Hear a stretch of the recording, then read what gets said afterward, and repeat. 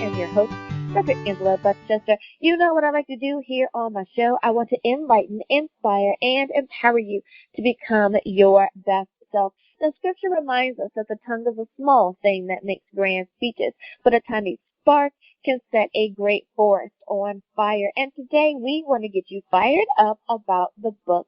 On the 28th day, my eyes opened. Its author is Michael Sanderson. So go on, get comfy, get cozy, get your coffee or get your tea, because we are about to get started. Good morning, Michael. Thank you so much for joining me on Daily Spark with Dr. Angela. Good morning, ma'am. How you doing? I am well. I'm so glad that you are here.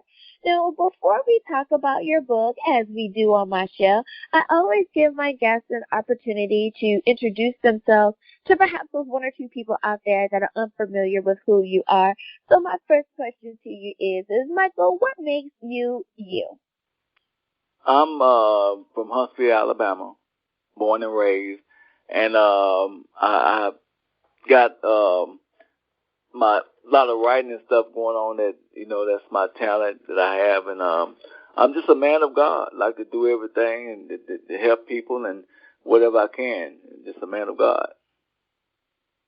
Absolutely. I can understand that. And we do have to have that type of heart in order to help others. So I love it. I love it.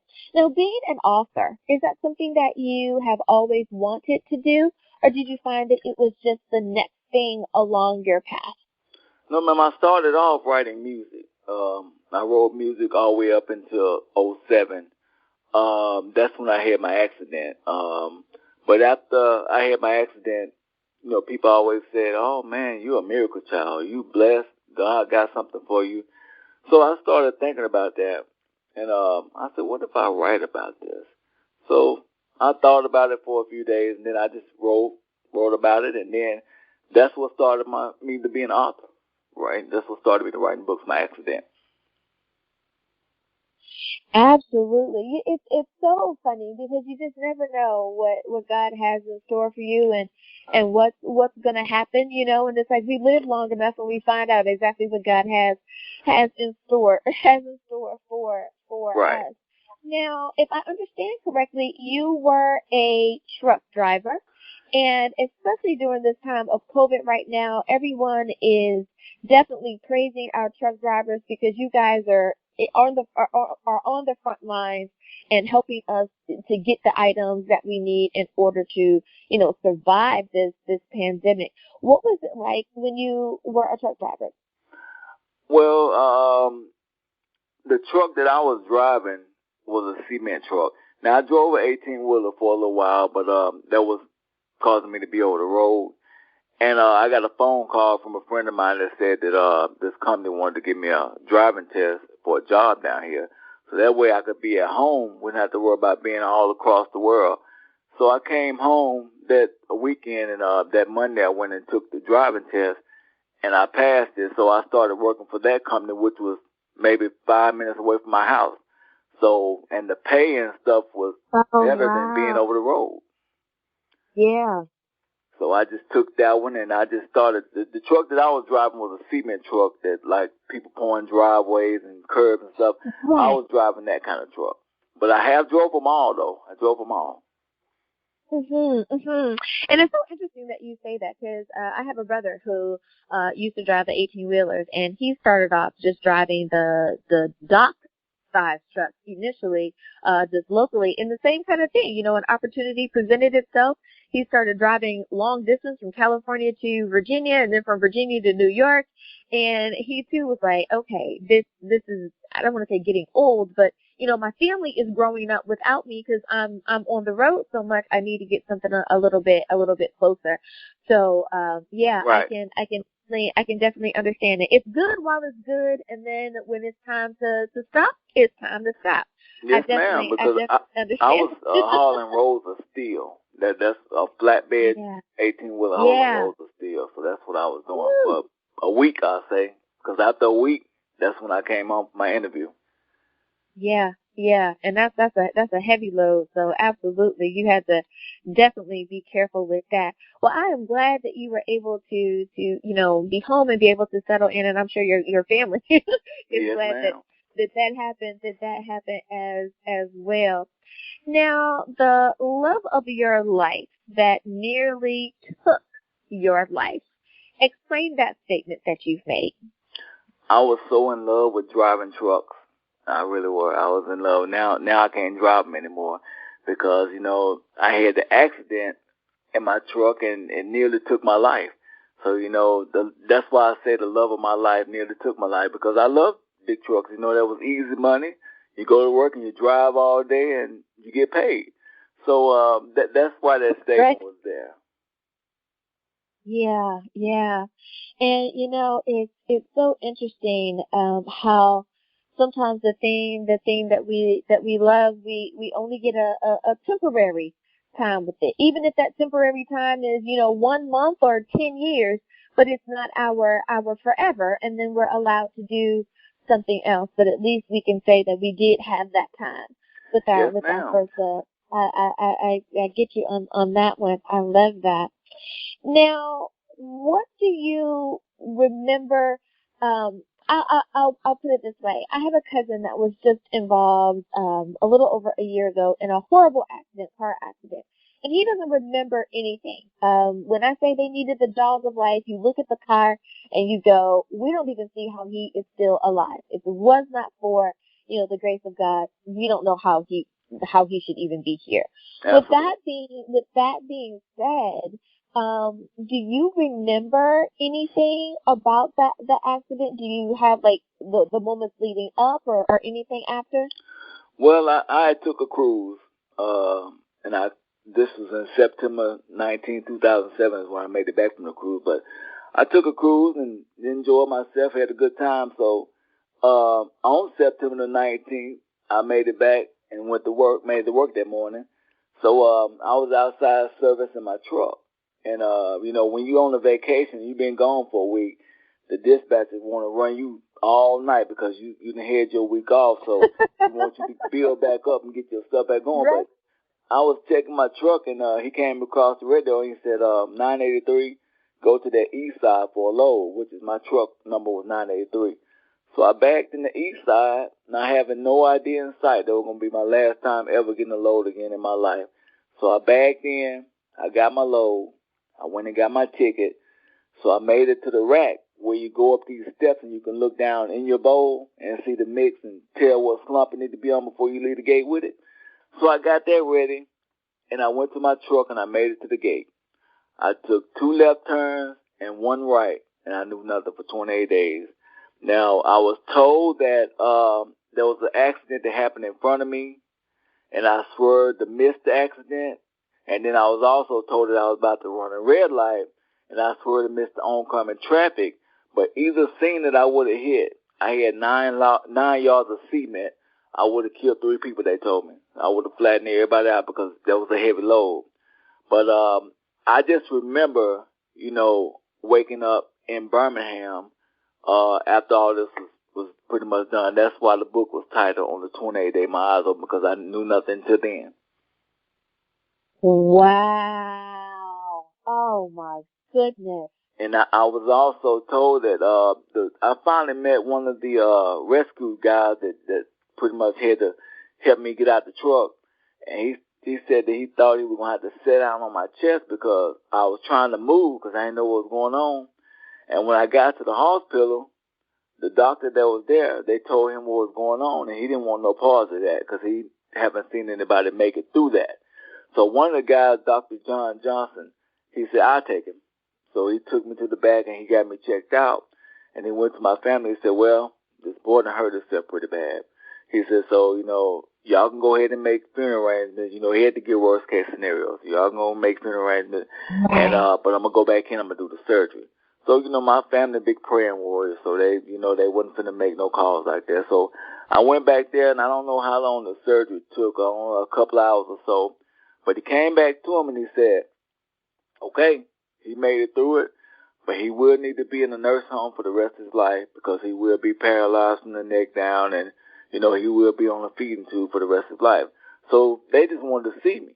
So, the doctor took him back to see me. And my sister was touching me, calling my stage name, which is Blaze. And every time she touched me, I would move my leg. So they said, well, doctor, if he's going to be paralyzed from the neck down, why does he move every time I touch him? He couldn't answer that. So he got on the phone and he called Birmingham. And that's where they sent me to Birmingham. So that's why I woke up and knew that I was still in the world, Birmingham. Wow. Oh, my goodness. Yes, ma'am. Man, that is such an amazing story. I am so glad that you have a praying family, and I know somebody out there is nodding their head saying, yes, prayer makes yes, ma'am. And when I got to Birmingham, the on-call doctor, Dr. Tears, I believe his name was, he came and he looked at my incision in the back. He said, I don't like this. He said, but I'll be back tomorrow to check it out again. So he came back the next day. He looked at it. He said, I still don't like this. So he called another neurosurgeon in Birmingham, Dr. Pritchard. He came over and he looked at it. He said, we need to get this guy back to surgery. So they got me back in surgery and came to find out I had broken bones and metal in my incision, and it was causing it to stay puffy and run. So he had to clean all that out, and then staple me back up. And that's what happened when I got to Birmingham. So I had like a double surgery. And he came and he told me what was going on, and then they got me up to start doing therapy like a few days later. And it was rough with that big old halo on, trying to do everything, but Lord kept me through it. He made it through it. Absolutely. Oh, my goodness. Now, I definitely want to continue talking about the book, but it's almost time for us to go to break. So I want to ask you this question because I want to give you plenty of time on the rest of them, and that is about reading the book. Do you suggest that people read it from cover to cover, or can they pick up the book and start reading anywhere? I had a lot of people that pick up the book and they started reading it, and they couldn't stop. They just wanted to keep on because they wanted to know what happened. But if somebody want to know about the story, they're welcome to go to bigblaze.net as my website, and they can see all about my story. The accident is on there. The interviews is on there. Everything is on my website, and they can even order. They can contact me through that and order a copy of the book, and we can get it sent to them however.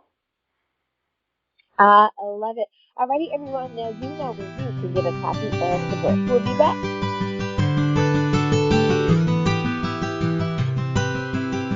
And we are back. Thank you so much for joining me for Daily Spark with Dr. Angela. I am your host, Dr. Angela Butchester. My guest today is Michael Sanderson, and we're talking about his book, On the 28th Day, My Eyes Opened. Now, Michael, I love the fact that you mentioned that you have a praying family and that you know that their prayers definitely worked, and all that you went through and you were able to get the assistance and the care that you needed. My next question is, and I know that this is something that my cousin is going through, that the rehab portion, the part of getting your body, back to doing what it's supposed to do and being able to get up and out the way that we used to. How has your life changed since the accident? I'm getting around a lot better. I had maybe a couple of years of therapy. So, I did therapy. I did so much of it, especially when the halo came off, because when the halo came off, my only thing was holding my head steady was the metal that was in the back of my skull drilled down to C5. So all my neck muscles has been relaxed so long because the halo was on for almost 3 months. So it was relaxed, so I had to go to therapy and tighten those muscles back up, which is I lost 97% movement all the way around. So I only had 3% movement. So stiffness and stuff I'm going to be dealing with for the rest of my life. There's going to be no way out of that. But other than that, I got in church and got everything going, and things just started falling in place. I still get up and do stuff around the house and, might cut a little grass, but Lord actually brought me through a lot. He really have. He's been good to me, and he blessed me with a wonderful family, a wonderful wife, and everything's been going pretty good. No complaints at all. Absolutely, absolutely, and I'm so glad to hear about that. Now, being an author, now that you have, this experience to talk about, you have the before, the after, and, what's next in your life to be able to talk about as well. How has your life been as an author? It's been pretty good. It's just the state that I'm in, Alabama. I love my state. I love my city, but there's really no support for local talent down here. We got a lot of good talent, from singing to other authors and, rappers and stuff like that. But there's nobody that can come down here and say and put us on, because we don't have nobody here. But if somebody was in the business and they came down here to try to find some people, this is definitely the spot, to find good talent in, for as other authors as well. But that one book that I wrote on the 28th day my eyes open, that led me to writing like 12 books finished, and I got like 6 that I'm still working on. So writing has became another love of my life, because I love to do it all the time.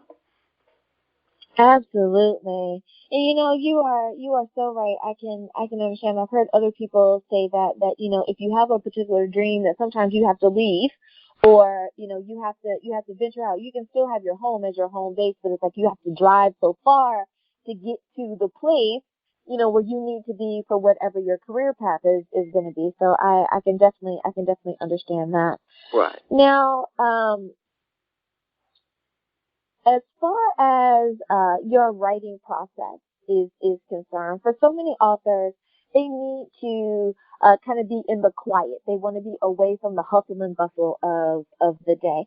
Did you find that you needed to be in a quiet location, or did you mind, life going on around you? It never bothered me. It's like, the reason why I know that this is a blessing is because there's been people around here that came to me with their stories, but they couldn't do no writing. They can just share their story with me, and I can start writing. I have wrote 4 books with different people, and it just comes to me like that. If it's on my mind, I don't care if I'm asleep. I'm getting up and I'm going to the computer, and whatever's on my mind is coming off. I mean, it just come to me just like that. So it haven't been nothing. Even with the songs, there's a lot of people that couldn't come up with a singing hook, and they would know who to call, and I would listen to what they got going on, and then within a day or two, they got their hook, and then I had my own producer, and they had the song with it. So it just come to me like that. That's how I know it's a blessing for me to be a writer. Absolutely, and you're right, because I've spoken to so many music artists that are songwriters or producers or whatever, and they all kind of say the same thing. It's like it just comes, and there's nothing that I really have to do. It just kind of flows through me. I just have to make sure that I get it down. Right. And when it's yours, when that's what you're supposed to do, then that's what you're supposed to do. There's nothing that's going to stop that. So you are definitely right about that. Now, you've made a statement that says this feeling is never going to change. What feeling are you speaking of? This feeling, far as me having the metal in me, and far as if somebody call me from the left or from the right, and I'm gonna have to turn around and use my body to look at them. I just can't turn my head and look as if I was okay with nothing wrong. So people, the doctor said, 5 or 10 years, you won't even never think about this. You'll just be going. Well, I think because I have to do therapy all through the day. So when I do that, then I'm thinking about it, because I know what caused me to have to do this every day. So the feeling is stiff when I go to bed and wake up. I have to get therapy to actually get up and move freely and not feel all that tension and stiffness. I mean, it's just something that I have to do, and take my meds. If I don't, I'm going to know it. I mean, I'm going to know if I forgot to take my meds or didn't do my therapy, my body will let me know it, because I ain't going to want to do nothing else but sit down and do my therapy and get myself back in line. So that's a feeling that's never going to change because, you know, I asked the doctor, I said, can the metal be taken out? He said, well, if we take that metal out, I would hate to cause something to have to hit something and then you end up paralyzed this time for real. So, you know, I said, well, I tell you, just leave it alone. Just let it stay there. I deal with it. Just let it stay there. That's yes, fine. I deal with it. Absolutely, absolutely. And I am sure that your wife feels the exact same way. Say, no, that's okay. If it's working, we will keep it there. Now, yes, I ma'am. love that when you talk about her, that you say the words of the Lord sent me a wonderful wife. I love that you say that. Why do you use that sentiment when you speak about her? I mean, we have so many things that we share together.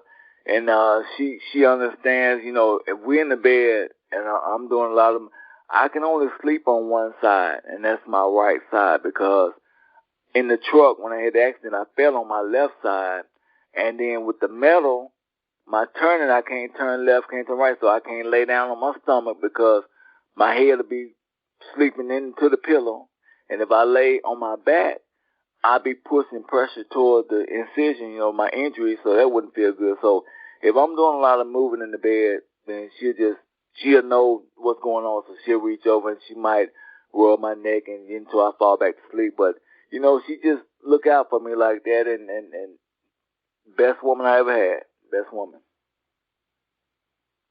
I love it. I love it. The scripture does say that finding a good wife is a good thing indeed. So I yes, love ma'am. it. I love it. Been together 12 years. Oh, congratulations. Nothing like those double digits. And in today's society, if you can make it to double digits, you are definitely doing something. Because that, you know, it's not like it was with our grandparents who, you know, met at 16, got married at 18, and, you know, they lived until they lived no more, right. together. There's so much that goes on in our world today. So that is a beautiful thing. I love that. I love it. Thank now, what is on your plate? What is your hopes, dreams, and aspirations moving forward? Do you plan on writing any fictional books, or you said that you kind of you did music before? What is in the plan for the rest of Michael's future? Well, what I hope that God will allow to happen is I wanted to get out with this first book, and I wanted to go out and do like speaking engagements and stuff like that. And as far as the music and all that, I still do that as well, but I think now I'm like a full-time author because every time I'm in front of my computer is always working on a book. But hopefully my plan is to just get out and go and speak around the world about my testimony and let people see how good God has been to me, you know, like go to different churches and share my testimony. But, you know, I'm waiting. You know, it's all on His time, and I'm waiting.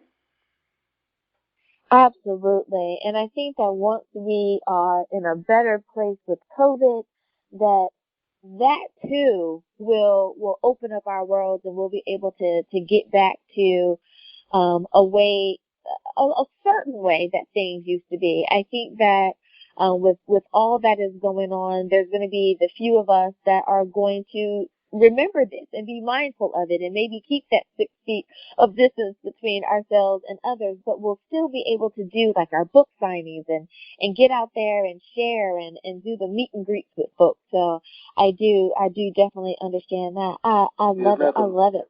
My mom and them, they just got over COVID.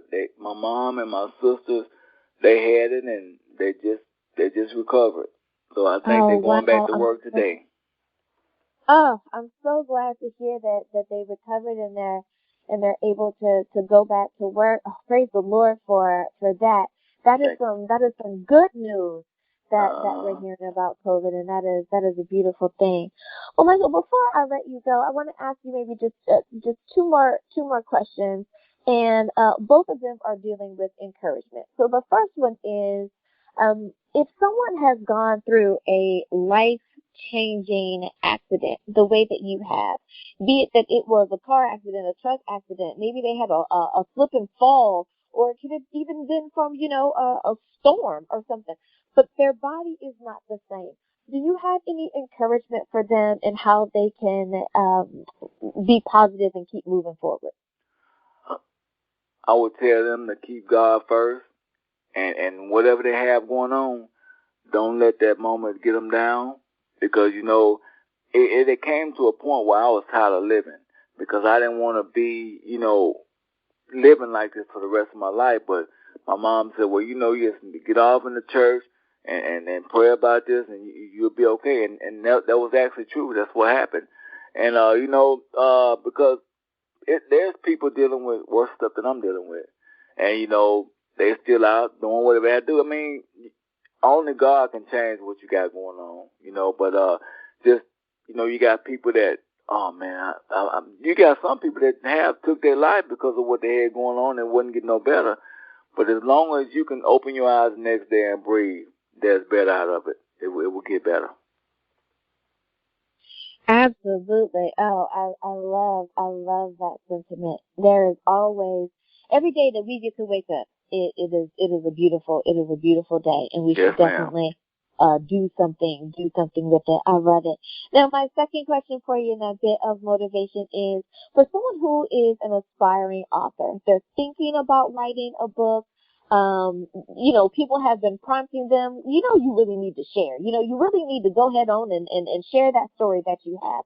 What bit of inspiration can you give to someone who is thinking about sharing or writing a book? Well, I would let them know that get their idea together, what they're going to write about, whether it's going to be their life or somebody else's life, which I have written about as well. But just get the idea together and try not to get distracted. But, that quiet time that you mentioned earlier, that plays a role in it. It plays a role in it because you need to be able to focus without kids running around or somebody saying do this, do that. But just keep their focus on whatever it is they want to write about, and then start stacking them. How I did my book was I stacked it from my life going up to loving trucks to me driving trucks, but I also put in different parts of my life in that, so that way just take their time and focus. You definitely got to stay focused on doing a book, because if not, it ain't gonna go nowhere. It's just gonna be the little lines that you've written, and that's it. But if a real author, he gonna stay focused on his book. He gonna stay focused on it until it's done. But I say it took me maybe a little over a year to write my first book, and then after that one, the next book that I had that came out was From Pulling Guns to Pulling Bibles, and that's the second one that have came out, and it's also available on the website as well, and Amazon have it as well. But they just need to stay focused on it. That's what they want to do, because your body, mind, and soul gonna let you know what you want to do with your life. It's gonna let you know. Absolutely. Oh, I love it. I love it. Such great advice. Well, Michael Sanderson, thank you so much for coming on and spending time with us here today, and for not only sharing about your book, but for giving someone a bit of hope that, to keep going and to keep moving in the direction in which God has placed you. I love it. Now, before I let you go, though, can you remind everyone, please, what is the title of your book? Where can we get a copy? And how do we stay in contact with you? Okay, the title of my book is On the 28th Day, My Eyes Open. And you can get it on Amazon, or you can go to bigblaze.net, and that's my website. And it also has my contact on there as well, and you can get it that way. I love it. Thank you again, Michael, for being on Daily Spark with Dr. Angela. Thank you so much for having me, ma'am. And listeners, thank you for tuning in as well. I hope that we have enlightened, inspired, and empowered you to become your best today. As always, may the Lord continue to shine His face upon you. May you receive His grace and His mercy in all that we do. Until next time, everyone, remember, you are blessed in the Lord. Have a great day, everyone. Good morning, and thank you so much for joining me for Daily Spark with Dr. Angela. I am your host, Dr. Angela Buckchester. You know what I like to do on the show? I want to enlighten, inspire, and empower you to be your best self. Now, Scripture reminds us that the tongue is a small thing that makes grand speeches, but a tiny spark can set a great forest on fire. And today we want to get you fired up about our author guest, Karin Maty, and we're talking about her book, Sebastian's Adventures, Diary of a Champion. So you know what we're going to tell you to do? Go on, get comfy, get cozy, get your coffee or get your tea, because we are about to get started. Good morning, Karin. Thank you so much for being on Daily Spark with Dr. Angela today. Yes, good morning, Dr. Angela. I'm very happy to be here. I am so glad that you are here as well. Now, just in case there are a few people out there who are unfamiliar with who you are, can you give us a little bit of an introduction about yourself? What makes you you? Well, my name is Karin Maty, and what makes me me is that I'm the type of person that always has followed an inner guidance system in my heart. So that basically makes me me. I follow my dreams by following my heart. Oh, I love that answer. We have to follow our hearts, don't we? And I love it when we do. It really and truly does take us exactly to the destination of where we are supposed to be. Such a beautiful answer. Now, being an author, is that something that you always wanted to do, or did you find that that was just the next logical step along your life path? Well, I've never planned to be an author. But for some reason, I followed again my inner calling. And at one time, I told my editor that I've never planned to be an author or write books. And his response was to me that sometimes the books are calling you, and if it is my calling, then this is exactly what happened. The books called me, and so I started to write my stories, my books, and I had plenty to write about because I had a lot of things happen on my life journey. So this is how this all started. I never did plan to be an author. Mm-hmm. You know, it is so interesting, and I ask that question of all of my guests, and you just never know what someone's going to say, but many of my authors will say, I never thought I was going to be an author. It was just what was next. So I really love that. I'm sure that is inspiration for that person who says, that's me. I never thought I was going to be an author either, but here I am trying to write a book. So I love it. I love it. Now, the title of your book, Sebastian's Adventures, Diary of a Champion. Can you explain to us how you came about that title? Well, how I became to that title is that my horse Sebastian, actually, we spent a lot of time together, and we had so much fun, training in the arena, going for walks, and just show jumping and picking apples from an apple tree and having to go over a frozen brook while there was a tree fallen. So we had so many wonderful times together that I decided it was time to write a book about it. And that's how I came up with the title Sebastian's Adventures at first, and then later Diary of a Champion. Happened that my horse and I, we communicated together, and I started to write everything down that we did during the daytime in our training, and so in the end, I thought, we came up with the title Diary of a Champion, so the book was called Sebastian's Adventures, Diary of a Champion. Mm-hmm. I love it. I love it. Now, what type of horse is Sebastian, and what what qualities are there in that breed? Okay, Sebastian is a Hanoverian thoroughbred Percheron horse. Hanoverians are known all over the world for their amazing abilities in show jumping, eventing, endurance riding, and dressage. And many of the Hanoverian horses are bred for the Olympic competitions. Do you think that your upbringing has had such a positive effect on your life? Do you think that the fact that you were born and raised in Germany, that has made you part of the person that you are today?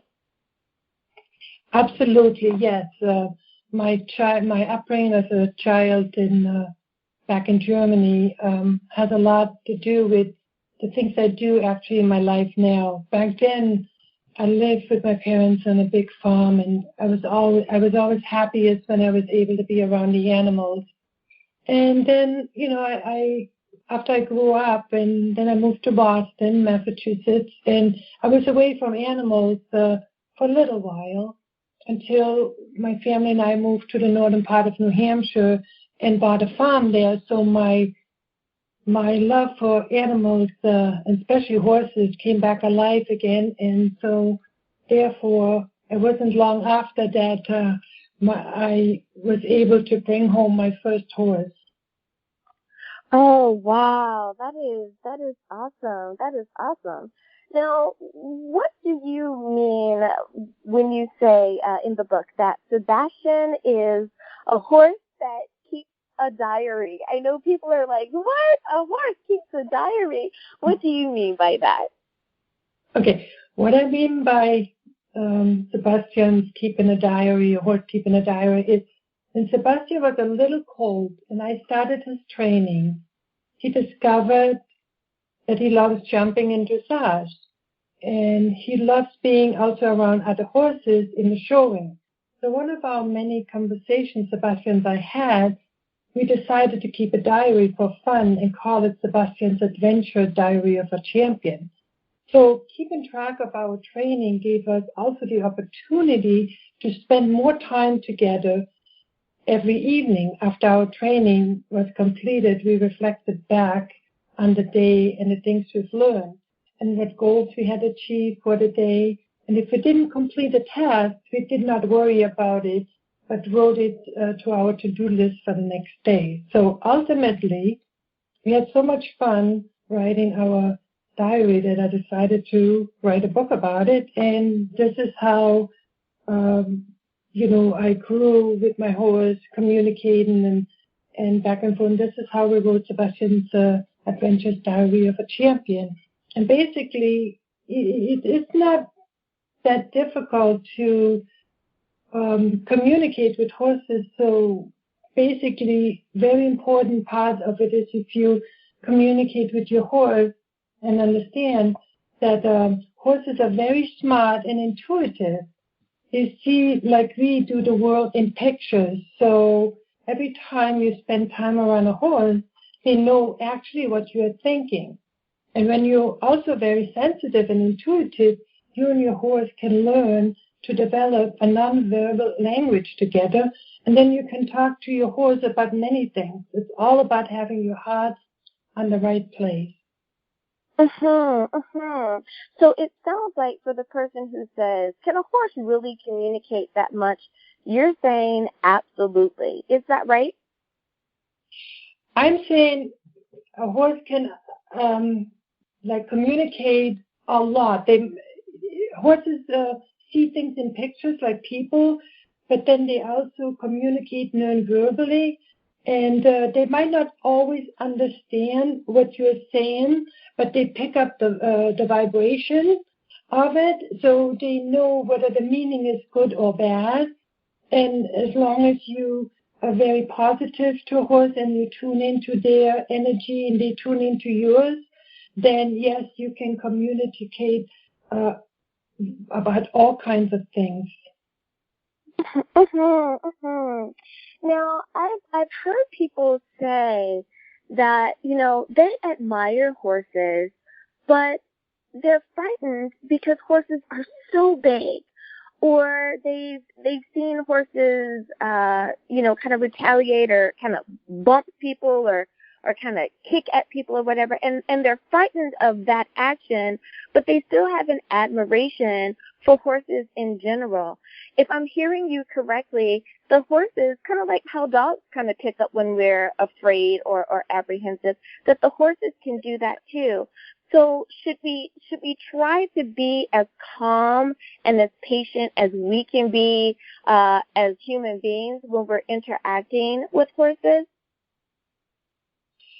Definitely, it's very important when you interact with a horse or a dog or any other animal. When you approach them, since animals can sense if you are afraid or if they're superior over you, because horses are herd animals, and they like to see the individual around horses being their leader. So if you don't own the horse, of course you're not going to have the herd leadership, because you have to earn that status. It's not something free for all.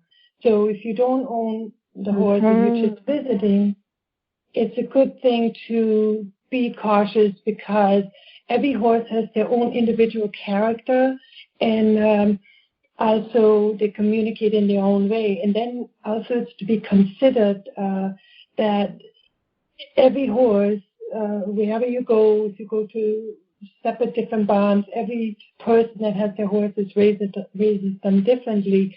And some horses, if they had bad experiences, of course they're going to be acting out in certain ways and also be a little dangerous. So it is always important to be cautious around horses if you don't know them. If you get to know them, you know their character, you know what type of personality they have and their upbringing, so you can relax a little bit more. But it's always important to be cautious around any animal that you just meet and you don't know anything about it. And also having horses always does bring a certain risk factor. It does.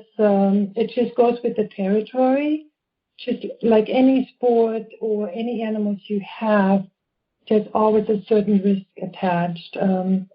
But like I said, if you take the necessary steps, you educate yourself, then you make that journey a lot safer. Oh, wow. You gave such nuggets of wisdom there. And the thing that I really heard you say is that because you are not the owner of the horse, you can't just walk in and think that you're the big shot.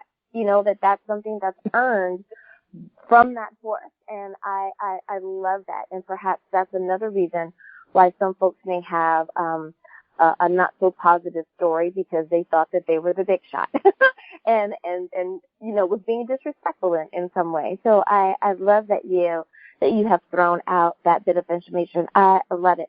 Well, it is time for us to go to break, but before we do, if you can please, can you remind everyone, what is the title of your book? Where can we get a copy? And how do we stay in contact with you? Okay. The title of the book is Sebastian's Adventures, Diary of Champion, and I'm the author, which is Karin Maty, Karin Matey. I have certain books available on Amazon, but I have my republished books. They are now only available on my website, but you can also find me on Facebook under Karin Maty. But my website address is www.Karin, Karin, Maty, Matey, books.com. So it's Karin Maty, books.com. And you can also email me if you like. It's Karin, like my name, Karin, Maty, Matey, @outlook.com. Alrighty, listeners, now you know where you can get a copy of the book. We'll be back right after this.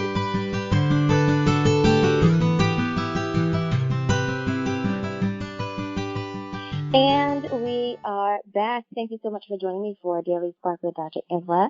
I'm your host, Dr. Angela Buchester. My guest today is Karin Maty, and we are talking about her book, Sebastian's Adventures, Diary of a Champion. And I'm so excited to be talking about something a little bit different, and that's about horses today. And I love that. I know that there are so many people out there that are horse lovers. My son is one that is included in that. I even have a little cousin who has taken up being an equestrian, doing all of the competitions and stuff. She absolutely loves it. So you never know what animal is going to be the animal in your life, and I love that. So my next question for you, along that same line, is with horses. We're talking about Sebastian, but do you have any other horses as well? Yes, I do. Besides Sebastian's, I have 5 other horses. However, sadly, 2 of which of them has passed away due to old age, actually. I had them for a very long time. So right now, I still have 4 horses. All of them I trained myself. They arrived at home here on our farm as they were very, very young, like 4 to 7 months old, and now they are all turning 16 years old. So besides Sebastian, their names are Sebastian, of course, Hanover, which is Sebastian's sister, Keanu, which is an Arabian horse, and then Keanu's sister, Midnight Mist, which is known for Misty. So I'm blessed with 4 more horses. So being an animal owner and lover, do you have a particular horse that is maybe not your favorite, because I don't want to use that word, but one that you enjoy spending perhaps a little bit more time with, that your personality just clicks with? If so, can you tell us a story? Can you tell us something about that? Yes, I can. And actually, Sebastian is my favorite horse, but everybody knows it. But I always tell everybody in my family not to tell the rest of the horses. So I don't want any jealousy. But Sebastian is my favorite horse. He's actually my dream horse that I had dreamt of when I was a child back in Germany. But he didn't enter my life until I was already a grown-up and live on the farm where I am now in the northern White Mountains of New Hampshire. So Sebastian is actually 18 hands tall. He's beautiful black. He has these beautiful black eyes. What I love about him most is his character, and he has a heart of gold. And many times he proved that to me, that he would go to fire for me to rescue me. And he proved that once when he and I ventured off, when he was only about 3 or 4 years old. We ventured off to the snowmobile logging roads, and we always had so much fun. And as we were riding along on the snowmobile logging roads, we just came out of the logging road and into a snowbank, and I wasn't thinking about anything, but the snowbank gave, and Sebastian, he sunk into the snowbank, and all his 4 legs spread out to either side, and I was still sitting on his back. So I was so panicky. I sat on his back. I didn't know what to do. And so as I was thinking, he brought his legs under his body and lifted himself up with me on it, and we walked on back home. I was so amazed about the strength and his ability. And that was just one of so many things that he did. And I'd like to share one more.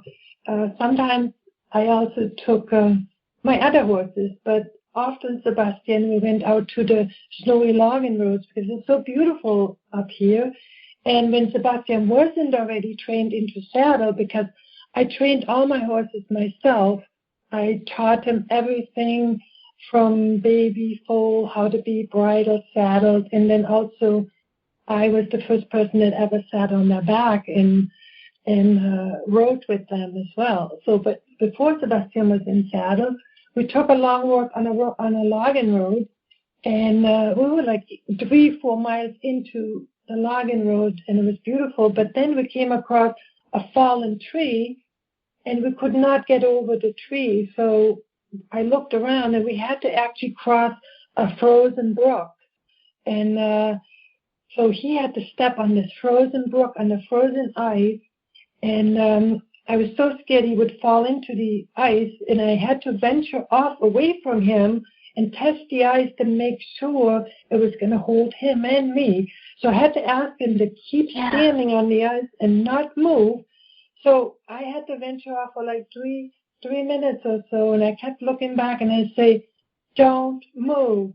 and actually he stood there, he was looking at me, and he was waiting, and then I returned back, and it was such a sigh of relief. I knew the ice was safe, and I could work him around the tree. We went back on the logging road, and I gave him the biggest hug and told him he is the best horse in the whole world.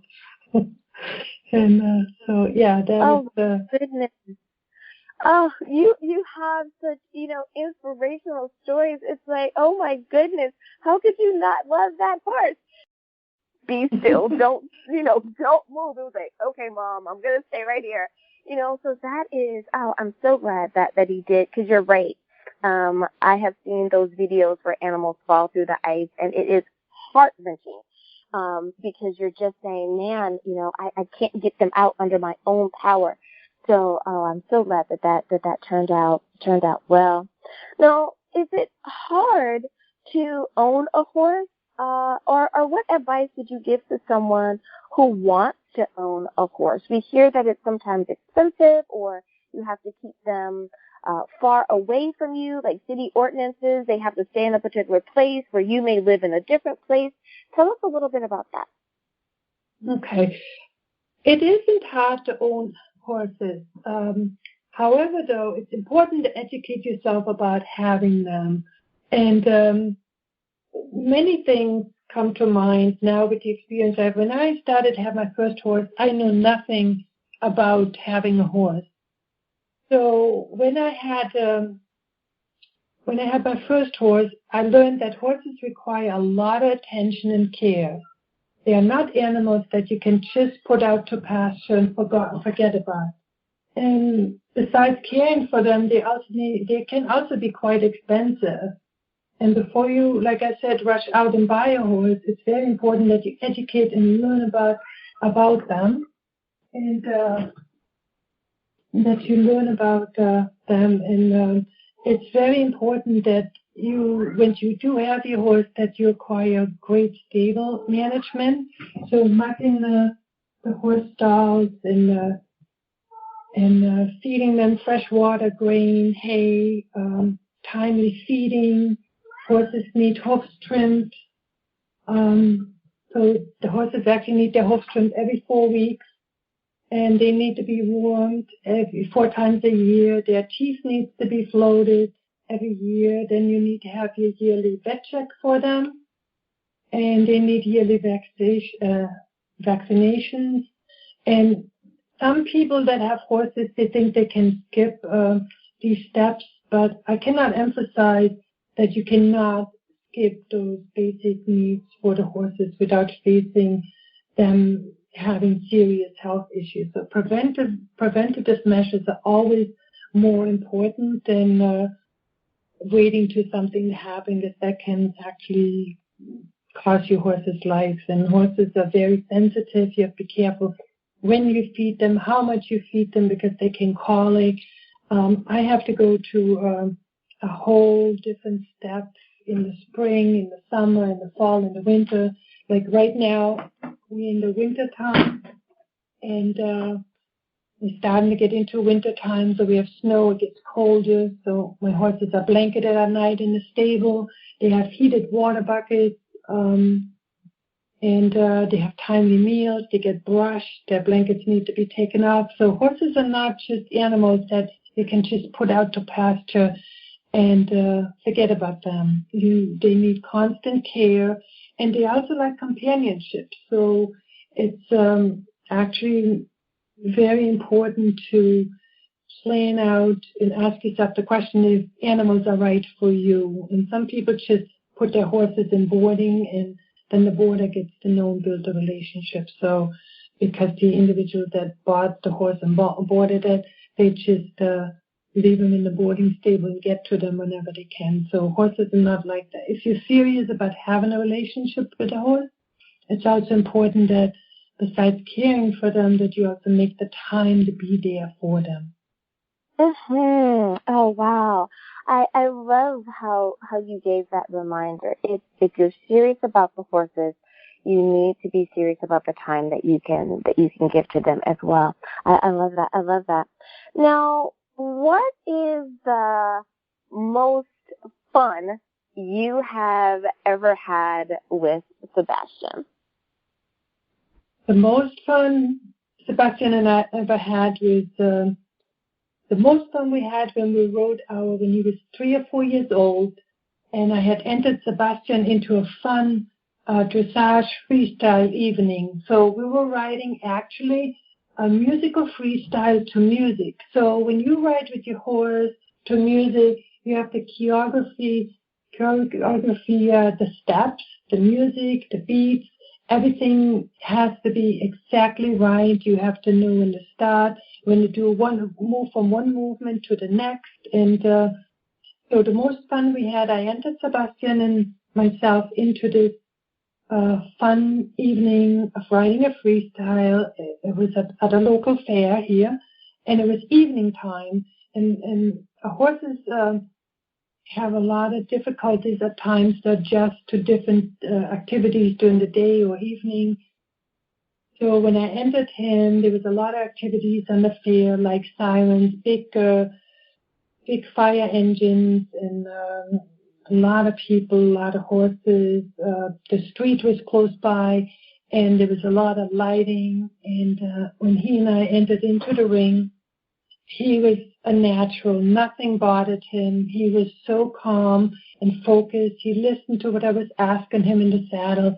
When I gave him a cue with my leg, or I just pulled a little, like closed my hand on the rein, he knew exactly what to do. When I asked him to slow down, when I asked him to speed up, when I asked him to go from a walk into a trot and then into a canter, he was so good about it. And at the end of the freestyle, he even lined all 4 feet of his up underneath of him, and people were just clapping, and they were so happy to see a horse being able to do all this and riding to the music and ending to the beat.